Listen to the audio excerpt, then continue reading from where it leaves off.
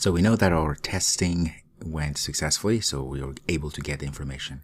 In this case, all of the questions from our JSON, which is really exciting. All right, so let's now go back and focus on the user interface. So again, this was just testing. What I'm going to do now is remove, or at least extract all of some of these classes here onto their own home, right? Because we want to make sure that we have separated pieces of code or pieces of user interface.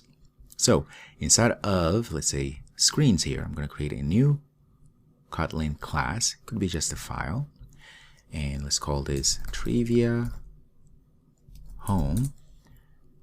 And this is where I'm going to, we have a lot of things opened. Let's close all of this down.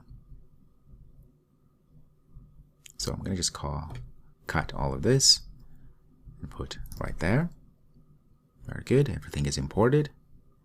And instead of a components here, this is where I'm going to add another class or file, call this questions. And so this is where this composable will live.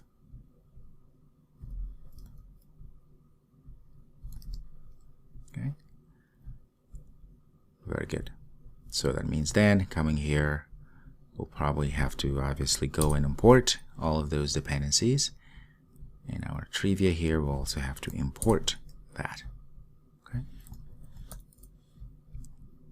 Let's go ahead and run once again. Of course, if you run, you will see a blank window like this.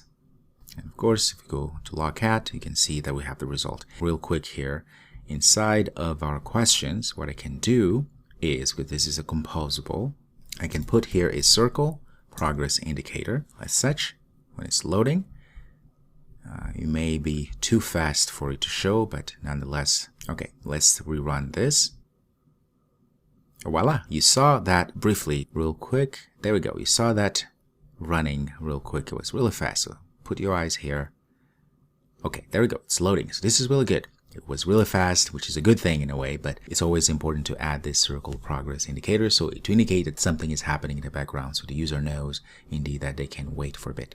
All right, so I just want to show you the importance of what we've just done, which is to allow to pass this metadata, in this case, the loading state. So we can use that to do something like what we just saw.